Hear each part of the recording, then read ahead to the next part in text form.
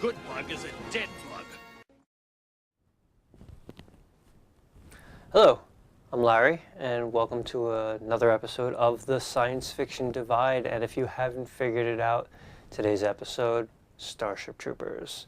One of my favorite movies about the military. Today I'm going to explore why this movie is relevant, especially if you've ever been in or are considering military service. This movie follows the story of Rico, one of my favorite soldiers, going from an idealistic kid, joining for what some people could see as all the wrong reasons. Maybe it was the right reason. Who knows? Going to basic training, going to war. And what happens along the way? What does he gain? What does he lose? I'm going to compare this to my life experience. Now, Rico joined as a teenager. I joined at 29. I joined pretty late. I was in from 2003 to 2007 in the U.S. Army. This is not a costume. This is my uniform. I wore this to Afghanistan. I wore it back from Afghanistan, and of all my uniforms, it's the only one I have left. You'll notice I have the name tags taken off. One, because I really don't want my last name out there, and the other one, you're not supposed to wear the U.S. Army tag after you get out. What does Starship Troopers have anything to do with reality? Well, the military personnel that were on staff for that movie, I think, did a very good job at getting that movie to be realistic from the purposes of the U.S. military standpoint. We take Rico, he takes a test. He doesn't score very well. In our culture, in the American culture, there's something called the ASVAB test. And if you've ever been to high school, you've taken this test. The Armed Services Vocational Aptitude Battery. Why they don't just call it an entrance exam? Because the military doesn't do that. They don't make acronyms for things that make sense. So you take this test. The higher you score, the more jobs open up to you. Now, I took this test and I scored in the 99th percentile. For those of you who don't know what that means, I scored in the top 1% of people who took this test. Rico scored a 33. He wasn't exactly on the up and up. Carl, his friend, scored obnoxiously high. He got into military intelligence. Now, of course, you have a choice of what to go into. The higher you score, the more you can choose. You can score in the 99th percentile and still join the infantry, but the people I hung around with in military intelligence, there was a reason they were in intelligence. You know, they weren't terribly physical people. So, he gets a 33. He joins the infantry to impress his girlfriend. Along the way, one of his friends from high school, Diz, shows up. She's also in his unit. And you get to meet all these different characters. Now, one of the things I liked in the basic training was that shower scene. No, not for the reasons you're thinking. I liked it because they have that scene where, okay, why did you join? Why did you join? Shasumi, I think it was the character going around saying, you know, asking everybody, the character who was going to become a journalist. And I met people who had different reasons, some to get away from their family, some so they could join and be part of something bigger than themselves, some because they wanted to fight the terrorist threat, some because of September 11th. Everybody has their reasons for joining. Most people don't just join on, yeah, I had nothing better to do, although I met a few of those people too. Everybody has that. On some level, the idealistic, I'm hoping to get this out of the military. Some people do get what they join for. Just speaking for myself, I did.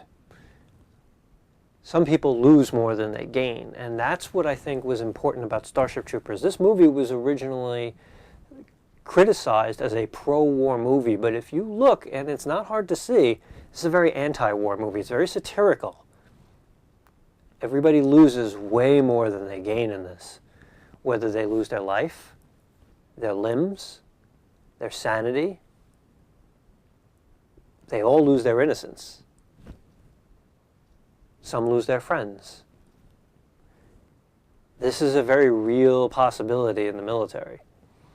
Now, I'm not trying to scare you. I'm not trying to make you think that by joining the military, you're going to lose everything. The reality is the U.S. military is a very safe organization.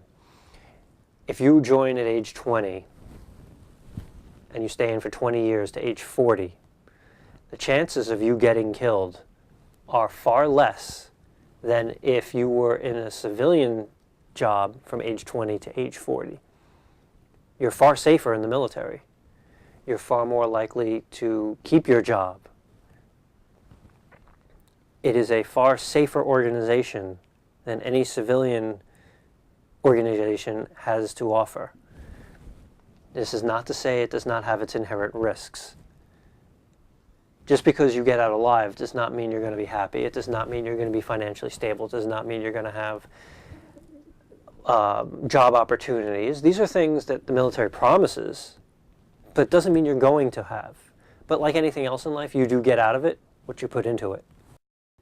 When I was in, I remember training in get ready to go to Afghanistan, and I trained with this one unit that was in transportation. Basically, they do exactly that. They take stuff and move it from one place to another. And they had been in Iraq, I believe it was in 2005, and I was talking with a couple of the guys in that unit, and they were saying how nothing had ever happened to them when they were in Iraq, that they were, they came and went, nothing, they transported stuff from one facility to another constantly, nothing happened, and it was far more dangerous in Iraq than it was in Afghanistan. So now it's 2007, and I'm training with that unit. They're getting ready to go to Afghanistan. My unit shows up in Afghanistan in late May of 2007, and this unit shows up about a week later. 1 week after that, we're having fallen comrade ceremonies, which are exactly what they sound like, for a 17-year-old and an 18-year-old that were on a convoy that got blown up. A week later, I believe it was an 18-year-old and a 20 or a 21-year-old. My experience in Afghanistan is this unit just one after another. And the reality of it was that this unit was not nearly as fortunate as the unit I was in. This was about the closest I came to seeing war, like seeing conflict. I saw the consequences of it. Even though I was deployed, I never shot at anyone and no one ever shot at me. I'm okay with that. I didn't join the Army to kill people. I joined the Army to better my standard of living, and for all intents and purposes, that worked. But I had to wonder, while I was at those fallen comrade ceremonies, while we're all standing there at attention saying our goodbyes by saluting, I have to wonder if any of those individuals that I saw in a coffin wrapped in an American flag, if in their final moment, if they had a chance to reflect, I always wonder, do they think, was it worth it? I would have trouble, if it were me, knowing I'm now dying. I would hate to think, I don't know if I would say it was worth it. If I was an 18-year-old that joined for the college money because my family didn't have enough money to send me to college, and now I'm getting blown up, I'm dying, was it worth it? Or I joined to get away from this really bad situation that I'm in, whether it's family or whatever, however you want to put it. And then boom, and I'm now dying, was it worth it? Or I wanted to go to Afghanistan and fight the terrorists, and I get shot, I'm bleeding out, and then there's the doctor telling me, you're going to be okay. I'm wondering, was it worth it? Now again, this is not to scare anybody. Some of you out there might feel, yes, you know what, it was worth it. That's okay. For me personally, if I'm going to die for something or someone, I would think whatever the reason, the motivation of joining that organization, it was not worth it to me. Through the course of that movie, we see a lot of Rico's friends die. We see a lot of his comrades die. Some of them sacrificed themselves. Some of them just didn't stand a chance. But you have to wonder, as Rico continues to lose things throughout that movie, was the loss of his innocence worth it all? Because to me, that is the point of this movie. We talk about that it might appear as a pro-war movie, but following Rico's journey, he loses his teacher, who loses his legs and had previously lost his arm. He loses a friend from school. He loses his girlfriend, who loses her boyfriend. A lot of people around him seem to die or get dismembered. Even he is considered dead on paper at one point. And yes, that does happen in the military, where paperwork gets misfiled or mistaken. For him, his journey, it seems like it's all worth it. And we know that through subsequent movies, he continues to stay in the military. He stays with the Federation and continues to fight, even in the third movie where they were going to hang him, and he was like, all right, just let's get it over with. It's for the Federation. It's for the greater good. And then he, of course, lives and continues to fight on another day. Starship Troopers is a movie about loss, just like so many other war movies. All these things that can be taken away from you. And in the case of Rico, thankfully, the only thing that was taken away from him was his innocence.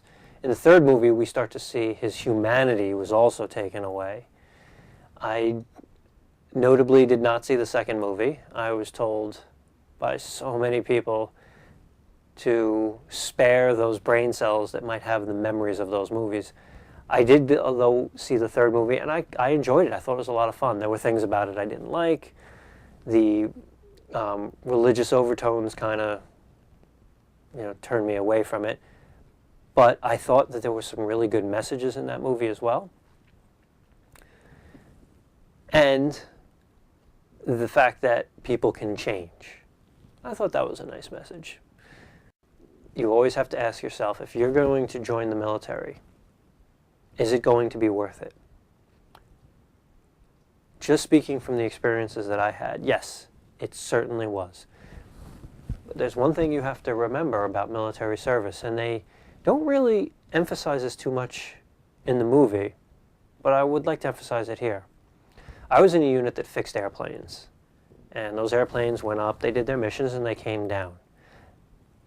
The military's mission is to protect United States interests against all enemies, foreign and domestic.